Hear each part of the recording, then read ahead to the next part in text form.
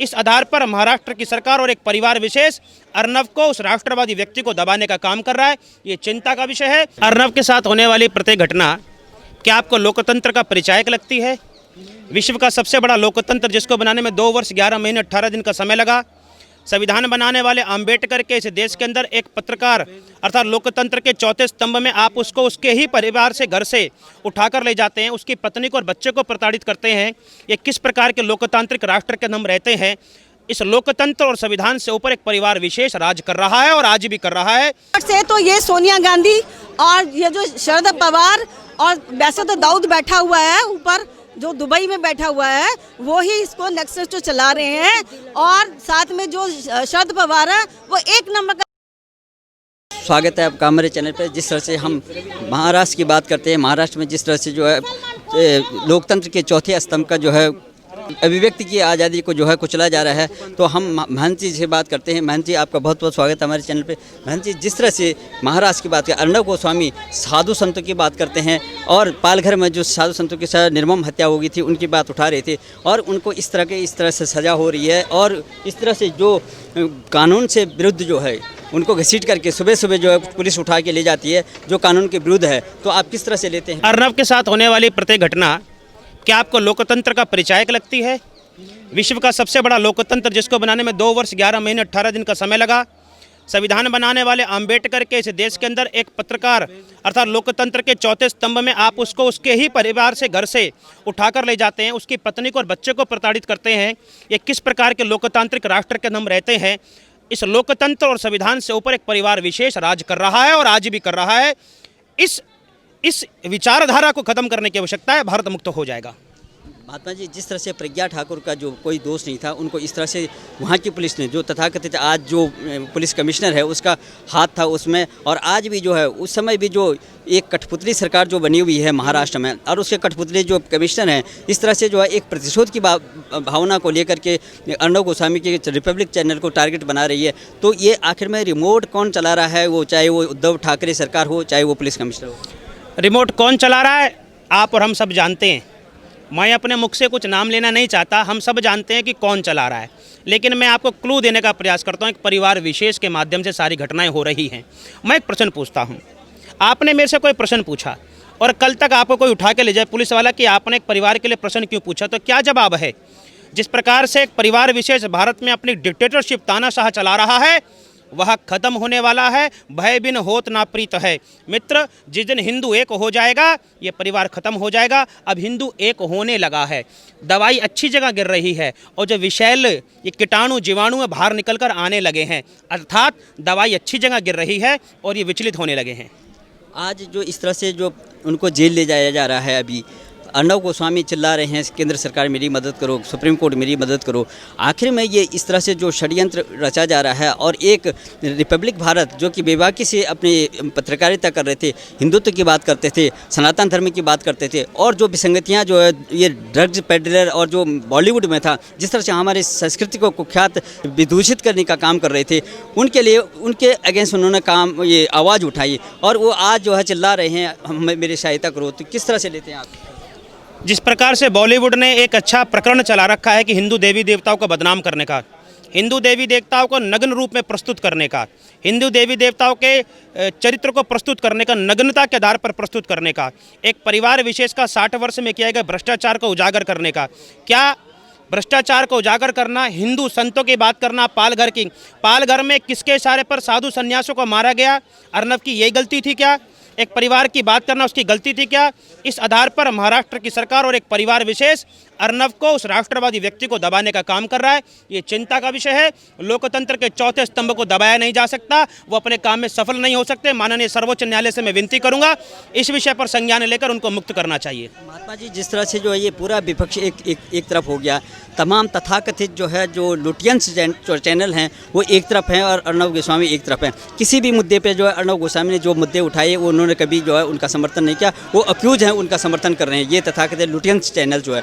इसी क्रम में पाकिस्तान से भी एक बात आ गई। पिछली बार जो है वो इमरान सरकार का एक मंत्री है, वो कहता है कि अर्नब गोस्वामी एक रॉ का आदमी है और जो रिपब्लिक भारत जो चैनल है वो रॉज उसको संचालित कर रहा है, और उसी के 2-3 दिन बाद जो है इतना बड़ा एक्शन हो गया। तो ऐसा नहीं लग रहा है कि क्या ये तार जो है कहीं पाकिस्तान से जुड़े, और कुछ जयचंद जो देश में छुपे हुए हैं वो इस तरह से वो ये काम कर रहे हैं? कुछ आंतरिक तत्व हैं कीटाणु और कुछ बाहरी तत्व हैं वो कीटाणु, इन सबके मिलने से ये चल रहा है, निसंदेह ही हो रहा है। और इसमें कोई ज़्यादा शंका नहीं की जा सकती कि क्या पाकिस्तान के इशारे से हो रहा हो। जिन चैनलों का आपने नाम लिया है वो विदेशी फंडिंग प्राप्त कर दुष्प्रचार करते हैं। इसको विदेशी फंडिंग प्राप्त नहीं होती, राष्ट्रवादी व्यक्ति है। मैं पुनः बोल रहा हूँ, जो राष्ट्र की संस्कृति, परंपरा, साधु संन्यासों की चर्चा करेगा वो उस परिवार के लिए दुश्मन होगा। इससे ज़्यादा मैं कुछ नहीं हो सकता। जय श्री राम जी। महात्मा जी, जिस तरह से जो उद्धव ठाकरे हैं, उद्धव ठाकरे के पिताजी का एक हिंदुत्ववादी थे, बहुत बड़ा नाम था बाला साहब ठाकरे, उनके संस्कार एक भी उन पे दिखाई नहीं देते हैं। किस तरह से जो है हम सभी लोगों ने सोचा था कि अब ये जो शिवसेना सरकार है महाराष्ट्र में वो एक बहुत अच्छा काम करेगी, जितने बीच विसंगतियाँ वो पूरा ठीक ठाक हो जाएगा। लेकिन आज उद्धव ठाकरे को कौन संचालित कर रहा है, और उद्धव ठाकरे का कोई समझ ही भी नहीं आ रहा है कि वो उनके पिताजी के क्या विचारधारा थी, क्या दर्शन था, उसका कहीं लेश मात्र भी कहीं पता नहीं है। तो क्या कहेंगे आप उद्धव ठाकरे और उसके बेटे आदित्य ठाकरे? देखिए, बड़ा हास्यास्पद विषय है। बाला साहब ठाकरे का जब आप नाम लेते हैं और उसके पुत्र उद्धव ठाकरे का आप नाम लेते हैं, इतनी सशक्त राष्ट्रवादी विचारधारा होने के बावजूद भी वो वर्ग विशेष कितना मजबूत है। तो 10 जनपद पर मत्था टेककर सोनिया जी का आशीर्वाद लेकर उसके राष्ट्रवादी विचारों का अंत हो गया। एक महिला कितनी मजबूत हो सकती है कि उसके संपर्क में आने वाला राष्ट्रवादी व्यक्ति राष्ट्र के विरुद्ध में हो जाता है। ये बड़ा हास्यास्पद है। पूजनीय स्वर्गीय बाला साहब ठाकरे जी स्वर्ग में बैठकर बड़ा चिंतन कर रहे होंगे कि हे पूत तूने क्या किया। आप महात्मा हैं, ये जो उद्धव ठाकरे सरकार की जो है वो पूरा का पूरा उस मानसिक संतुलन खो गया है। न जाने कौन वो कर्तव्य विमूढ़ की स्थिति में है।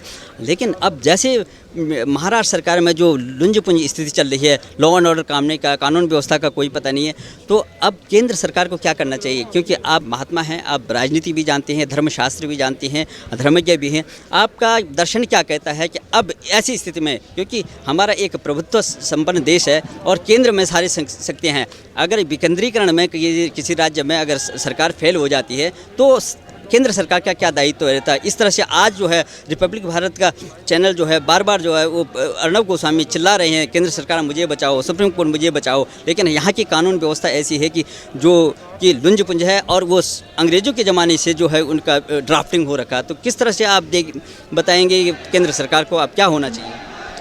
देखिए, पहले तो मैं संपूर्ण भारतवर्ष के संत समाज इस विषय पर चिंतन कर रहा है, चिंता व्यक्त भी की है किस प्रकार से पत्रकारों को, और वो भी विशेष तौर पर साधु संतों राष्ट्रवादी पत्रकारों का गला घोटने का काम किया है।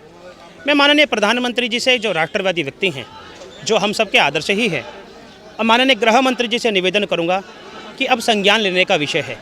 आप जैसी राष्ट्रवादी सरकारों के होते हुए अगर पुनः मीडिया को दबाया जाएगा, मारा जाएगा, और अर्नब के साथ जो व्यवहार हो रहा है वो आतंकवादी नहीं है, उसने कोई विस्फोटक घटना नहीं करी।